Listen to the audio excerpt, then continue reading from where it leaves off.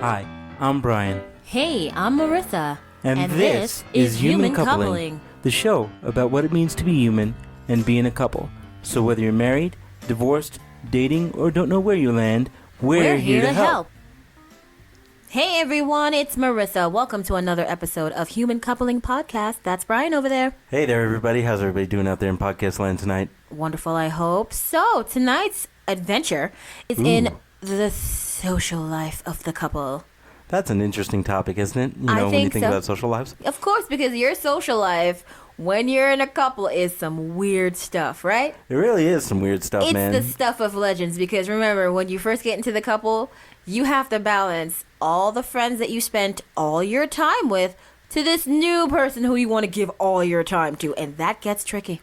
Yeah, I mean, we're not talking about the balancing act necessarily, because we've spoken about that in another episode. This is about just your social life itself and what happens throughout the seasons of the relationship. For every season, turn, and all that. Yeah, and you lose some friends to various different things, I think. Exactly. You lose them to life. Various different things that, like, at a certain age, your social life becomes so different. And kind of stagnant, really, and smaller. The older you get, the harder it is to make friends, I'll tell you the truth. The older you get, making friends is like a fucking chore, isn't it? It really is. I mean, I meet a lot of people all the time because of the kind of work that I do, and I'm just a social butterfly, so I'll meet people to go and hang out with and stuff. But even for someone like me who meets tons of people all the time, it just becomes more and more difficult because people feel weird, like, oh, I'm an adult, I'm not supposed to make new friends. I don't understand that personally. I cannot figure out how that works. But no, me either. Yeah, as adults, you lose friends, whether to relationships, baby making. It's usually the bullshit. And it's all bullshit, but still, there are little things that just your friends aren't available to you as much as they used to be. That's all it is. Oh, yeah. They're not going to be. We grow up, we go apart, but sometimes you just have to make time. So let's talk about the fun part of the social life. Come on now, let's do the fun stuff. Okay, no drama. No, question for you, though. What is that? Do you want to go way back into what, like, high school couples were like? I don't see. That's not going to work for me because remember, I didn't date in high school. Yeah, but I can speak on that. You can speak on that if you would like. I dated in high school. If you would like to speak on that, you can. But remember, I did not date in high school. I was just... All right, but couples are couples. You still know what it's like. No. You still know what it's like to be a young person in a couple, right? No, I don't. I started dating when I was 18 because I'm a prude. But you're forgetting one thing. It still had a teen in front of it, so you were still young. Whatever. There's nothing wrong with being teenagers. So let's go into the way back time machine of Human Coupling Podcast. If you feel like it. And let's just think about it for those of us who actually dated in high school. Not over here. Yeah. Well, it was this big deal to have a boyfriend or a girlfriend or whatever, because your whole life changed. That was the big life step. You're in a couple with someone, and oftentimes that's when jealousy would rear its ugly head because, oh, you care more about your friends than you care about me, or you care more about your boyfriend or your girlfriend or whomever. And then, let's just be honest, whether you identify as male or female, your hormones are working overtime. And when somebody starts touching your naughty bits, as a teenager, your brain goes a little haywire. Well, it happens. And so it's one of those things, then you really don't know how to balance. So you lose some friendships, then you lose the boyfriend or the girlfriend, then you're like, oh, screw that, dating isn't worth it, blah, blah, blah. Well, see, it's what we're speaking of here. It's about your social life because when you do get into anything, no matter what your age is, you are going to have to make some sacrifices in your social circle and in your world because the shit that you used to do all the time, you can't fit that in with an intimate partner because maybe they don't want to do that all the time. Maybe your stupid little quirky thing is not the fun stuff that they like. They're not into playing Magic the Gathering. Exactly. You're going to have to figure that the hell out. Something. You're going to have to change your social life. You're going to have to move from let's go party and drink with my boys or my girls to, okay, I have to figure out how to plan a romantic evening with this person and keep them interested in calling me back and touching my naughty bits. So right, exactly. You have to really make some social sacrifices, and that sucks, man. So let's fast forward a little bit into the beginning of our relationship. Okay. We were in our 20s, okay? So, yes, we were in our 20s. We were of age, darn it. Right. And I had a lot of friends. Yes, I had he a did. lot of friends. He annoyed the piss out of me. Every 5 minutes, I'm meeting new people. He was annoying me. I just didn't like it. Well, because she talks to no one and Exactly. had no friends at all. I don't trust nobody. I Outside don't deal of her with family. nobody. I have enough family to make friends. Dude, I have like 20 fucking cousins. I have enough people. Yeah, I don't advocate for being antisocial, but okay. I wouldn't call me antisocial. I lived in a not so nice area in Queens, all the way down by the airport. I agree. Hanging out outside wasn't the best idea, friend. We're not talking about that, though. What I'm we're talking just saying, here are the reasons why. Yeah. Here are the reasons why, my friend. So, I had to start to balance, and I hate to say it, but the people out there that were my friends back then, you know, it's funny as you get older and you reflect back on it, you wonder, were people actually your friends? Or were they just using you for what they could use you for? Well, friends are made up of, you know, what can I get from this person to, oh, this is fun to hang out and think about nothing with this person. So it's all And at that time, I was one of my friends that had a car. Yes, so you were the guy that drove. And I had to drive everywhere because public transportation wasn't exactly wheelchair friendly all the time. No, it is not. Not in New York. Sorry, people. Well, it's gotten better now. It really has. It's gotten a curmudgeon better because they have newer buses. We're talking a long, long time ago. We're talking, 13, 14 years ago. Exactly. Different time, different world. Different time, different place, all that and, good stuff. When I started hanging out with Merisa and dating her and being with her all the time, and I wasn't at their beck and call, it pissed them off. Of course it did. Meanwhile, they had different boyfriends and girlfriends and what have you, but, I was the crippled guy that was always single and I was always available. Of course. And then when I wasn't available, I'm thinking of one friend in particular, he didn't know how to handle that. See? It was like I was breaking up a relationship. Well, it kind of was because you spent all your time with them, yo. I did, and he would get a little jealous when I would hang out with some friends of mine that weren't him, but he was okay. When I started having a woman, when he wanted a woman so desperately, it didn't really work out too well. Well, you got to understand that. Your boy wants what you got, and you got it, and they're probably just like, well, how did this crippled bastard get a girlfriend, and I'm sitting over here single? That's bullshit. Exactly. Come on. Let's be realistic. That talks about how that would affect your social life. Of course. Because now does this one person want to come out and be the third wheel? Oh, third wheel. He was the third wheel a lot of time anyway. Still is a single guy. No offense. Well, that sucks, but still, you look, we all have different things to do, okay? When you're getting into a relationship, you don't want your friends in your social circle to ruin your new relationship. Why can't they just come together and make this shit work for you? Why can't they big you up on all kinds of good stuff that you're doing and say, hey, my boy is the greatest thing in the world? Right. But they don't do that. What do? They try to say really weird shit about you, and they try to intimidate that new person that's coming into the circle. It's weird when people try to add someone else. Exactly. Now it's super weird. Now let's fast forward a little more to more recent times, where more people than not are coupled up. Yes, because you got to get coupled up. Can't afford anything without it. Oh, no. No, not in Denver. Not anywhere, really. Well, definitely not here. More people than not are coupled up. A lot of people have children. Yes, at a certain age, it's best to just bite the bullet and couple up, damn it. Which changes the social dynamic quite a lot, doesn't it? Yes, it does, because then what happens when you couple up, homie?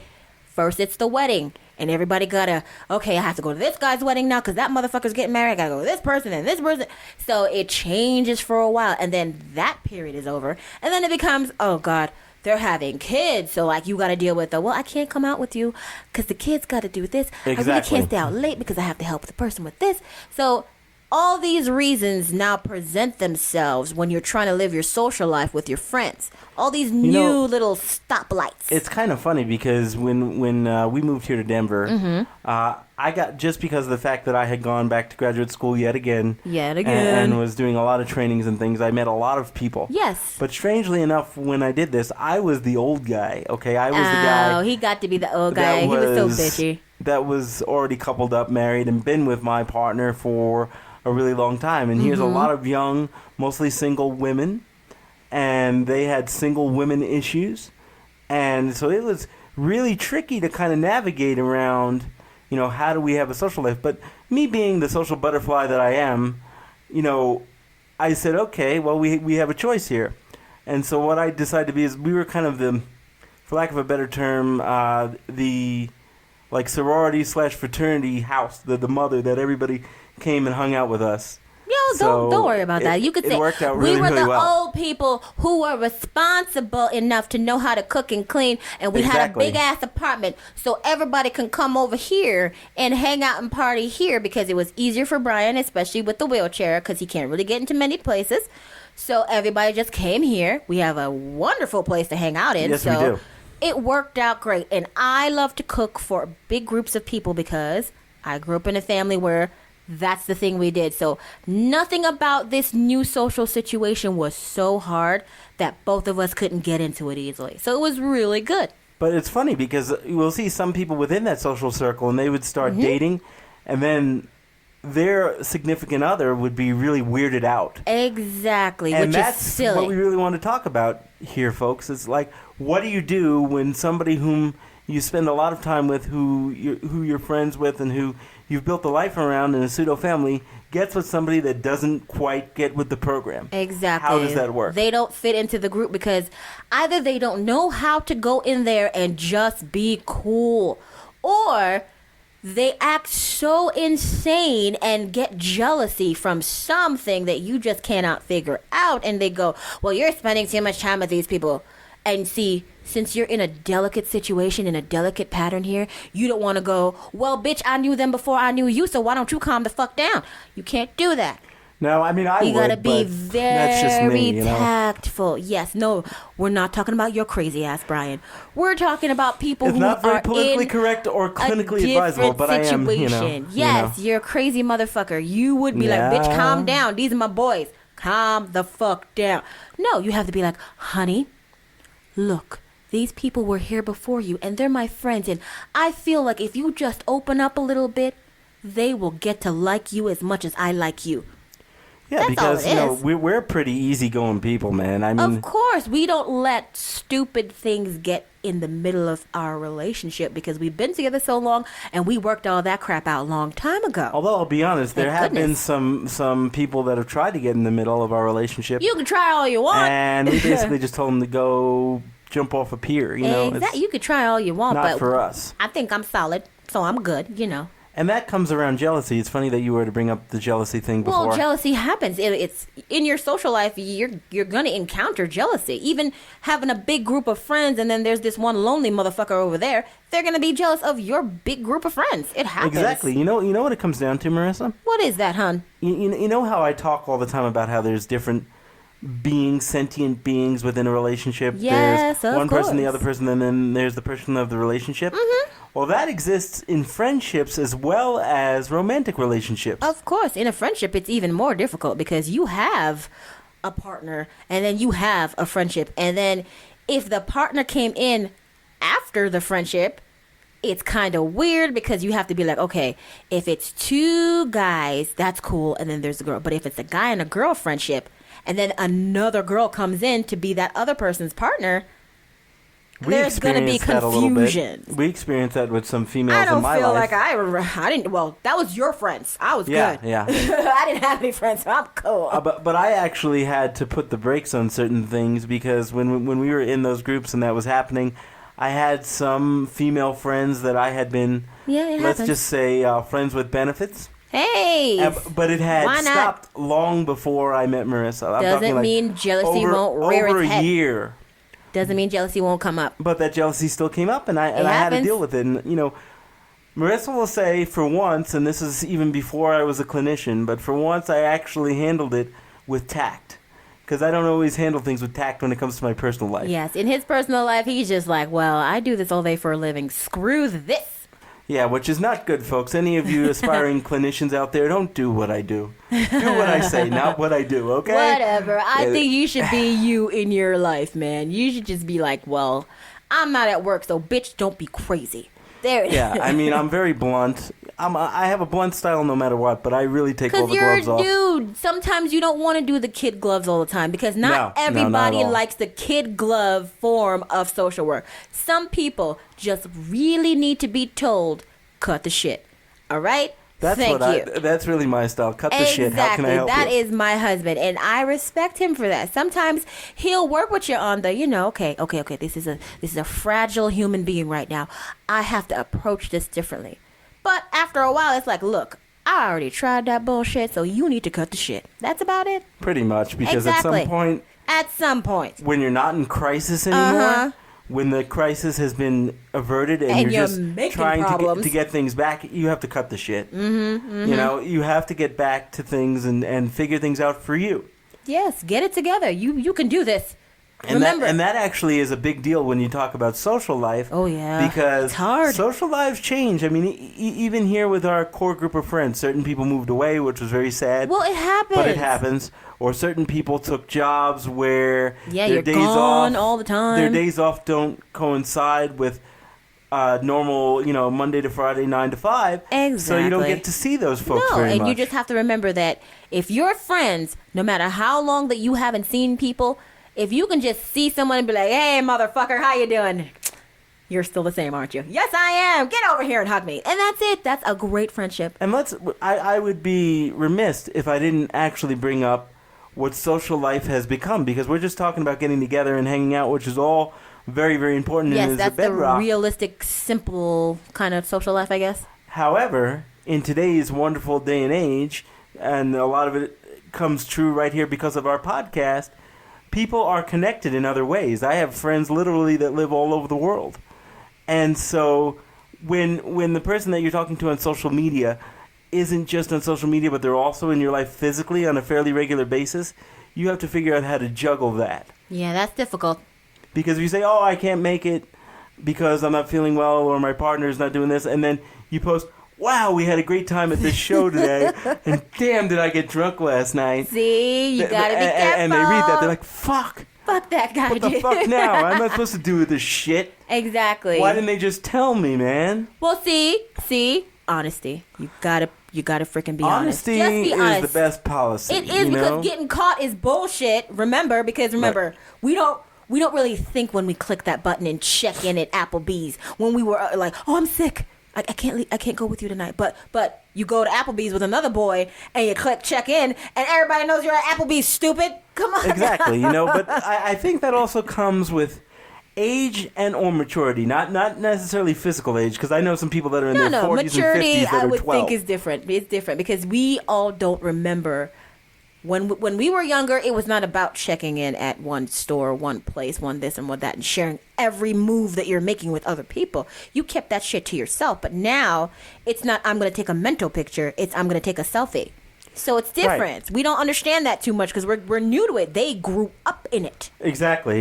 I do a lot of the pictures, I don't put them up on Human Coupling, but in my own personal stuff, when we go do things, I'll do like one little picture here and there. Yeah, and do one or two pictures, yeah. But I'm not one of those people that, look, I ate this meal, I ate that meal. Yeah, boom, I'm not going to check boom. in somewhere unless it's like I'm somewhere out of the town, out of the country. I'm like, all right, you know what? This will be kind of fun because then, And even then, I usually do it after I came back, so I'm not going.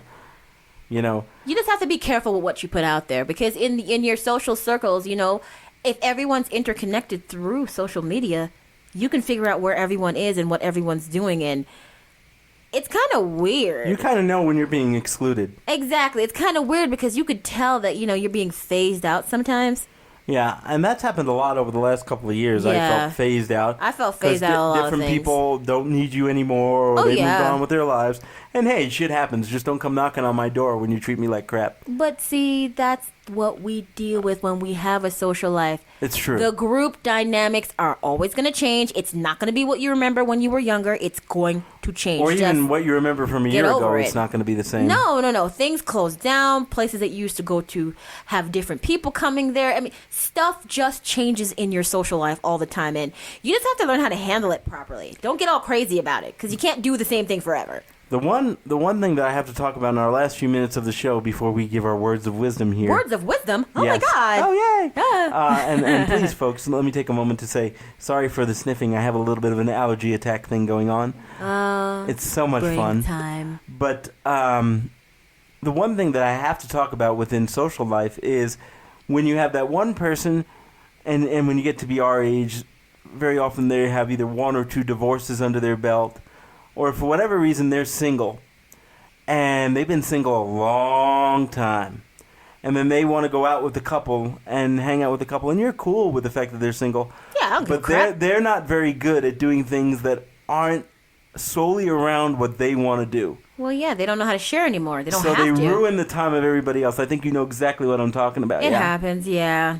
And so that part of it is quite a challenge because you say, do I really want to hang out with that person with my partner? Maybe I'll just hang out with that person on my own because one-on-one they're better. Or it's really hard. Someone who's been single and then who's single and bitter about it. Oh, that's kind of hard. Boy. Yes, because you don't want to be disrespectful and you don't want to throw your relationship in their face. It's just too much thin ice to deal with sometimes. It really is. It really is. So you got to watch out for those kind of things always, because you don't want to be the jerk and you don't want to be too sappy. And why should you give up everything you love to hang out with one specific person? So exactly. The balancing act in your social life is real, folks. Yes, it is, and that's why we're devoting actually our second episode to it. Believe it or not, I'm okay with that. Because as I look back in our catalog, we have episode 16 called "The Balancing Act," which is really kind of about a similar type thing, but it's real important. Well, all these things intertwine in a relationship. Everything intertwines because you're building your own little world here, and everything in your world somehow meets up in the middle, whether you like it or not. It does. We all interact with one another, and we're of course all part of the one giant ball of mess called life. Exactly, and everything you do, I'm sorry, but it's connected in one way or the next. So in the last couple of minutes of our show here, I have to say, folks, as you go along in your life and your priorities change and the people that are in your life change and the people who are priorities because of either a couple or children or family matters or whatever, just remember, social life is very important, and I mean social life beyond just clicking that mouse button. But you have to be able to grow. It's not going to be just that social life you had when you were 15 and 16. You have to be able to grow and move and manipulate around because, as Merisa said, we all wind up bumping together and it all comes one big ball of life. Yeah, that's fine. I mean, I get that, and I hope everyone gets that too, that no, we can't do the same thing forever. It's gonna change because you grow, it grows, world grows. Don't get left behind. That's all it is. Wow, with those sage words of wisdom. That's all I have to say on the subject. Me too. So, bye-bye now. Hey out there in podcast land, it's Brian from The Couple. Do you want more of the laughter, love, and hijinks that is the Human Coupling Podcast? If so, like us on Facebook, friend us on Facebook, subscribe to our YouTube channel, follow us on Twitter, follow us on SoundCloud, follow us on Google+. Would you like to let us know how we're doing or let us know how you're doing? Or do you have an idea for a show topic? If so, send us an email at humancoupling@gmail.com. Hope to hear from you soon. Bye-bye now.